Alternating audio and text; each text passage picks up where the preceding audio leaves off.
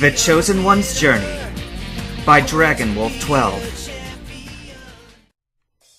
After running down 2 flights of stairs and navigating through several different corridors, Ash stopped at a T-section and looked around in confusion.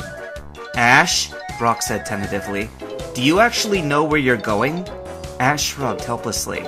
"The best I can give you is that direction," he said, pointing at the wall they were facing. "About 100 yards away." "Well, lucky for you, I built a miniature model of the St. Anne when I was young," Misty said. "I'm pretty sure I know which cabin you're talking about, and I know the fastest way there." "Well, then lead on, my lady Misty," Ash said with a flourish and a bow. Misty giggled at his antics, and Brock rolled his eyes good-naturedly. Misty ran off down the left path and took a series of lefts and rights without any hesitation. Finally, she stopped outside of a door with a melted handle. Ash rapped loudly on the door. "Hello? Anybody in there?" he shouted. "Hello?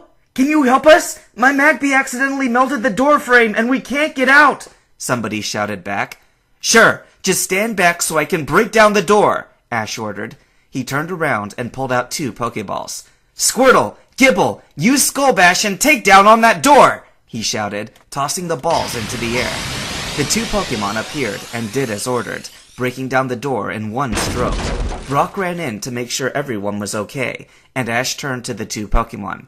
"Thanks, guys. Good job. Return." Ash recalled them back into their balls.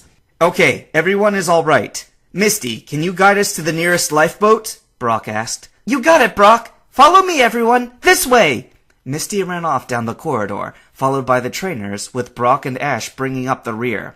After 5 minutes of trying to make their way through a tilting and listing ship, the 8 trainers burst out onto the main deck and right to the lifeboat.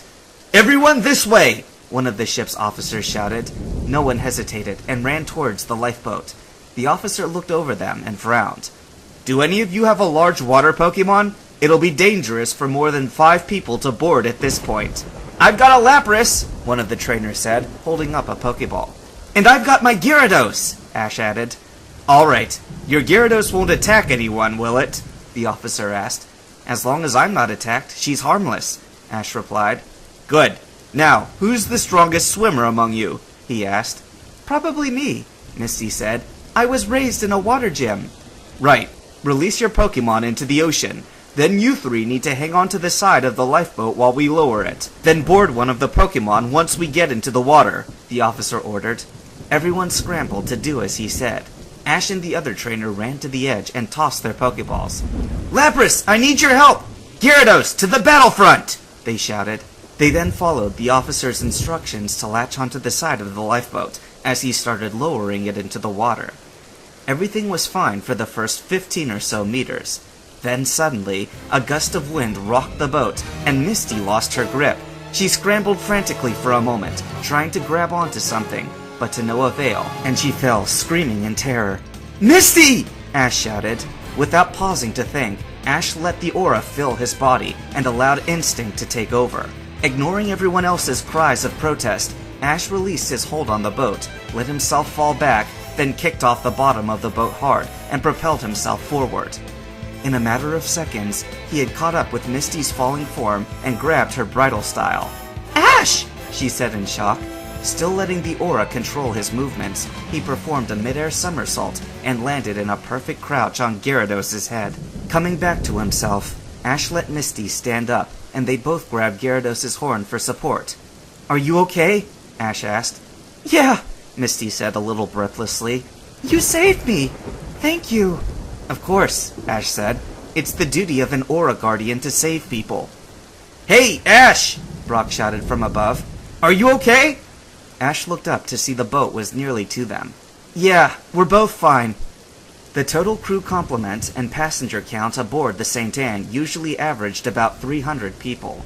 At all times, there were 14 lifeboats attached to the ship, each with enough provisions to sustain 25 people for 3 days, a gas or electric motor that could last just as long, an emergency transponder, and a short-range radio to stay in contact with the other boats.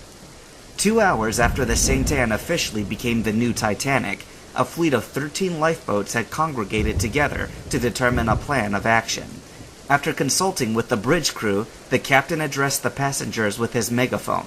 Attention passengers! At this present time, we are approximately 150 nautical miles from the seaport in Kanto's Lavender Town.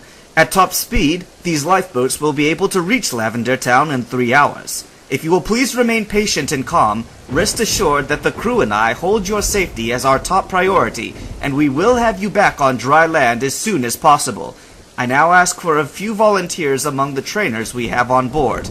Those of you with large water or flying Pokemon, if you could act as a guard while we make our way back to the mainland, it would be most appreciated. Thank you for your cooperation. Ash, who decided to stay with Gyarados to keep her calm instead of getting on a lifeboat, directed his large Pokemon to the outer edge of the little fleet to join the other water types that were emerging from Pokeballs. Most of the trainers thought similar to Ash and joined their Pokemon on the guard ring. In the sky, trainers were riding their Staraptor or Pidgeot. One even had a Braviary. In the sea, there were other trained Gyarados, a couple of Lapras, a Mantine, and even a Wailord. It was an impressive sight to behold. Ash spent the time chatting with his Pokemon. Lavender Town, huh? Ash said. I've heard about an old tower that is the home to a lot of ghost Pokemon. Sounds like fun, Bulbasaur said dryly. Are we going to check it out? Gible asked. Yeah, I'm planning to, Ash said. A ghost type would be good to have on the team. Ugh, ghost types creep me out, Charmeleon said. What? Is the big bad fire lizard scared of a little ghost? Squirtle mocked. You wish, Charmeleon immediately snapped back. But I'm at the lab, so I don't need to deal with any ghost types. You, on the other hand, are with Ash. Happy ghost busting. Ha! Ghosts don't scare me, Squirtle boasted. If any ghost type comes near me, I'll whoop them with my Mad Ninja Turtle skills. Would you two be quiet? Bulbasaur snapped. You're giving me a headache. Ash just sighed. I never should have let them have free reign with the TV last night.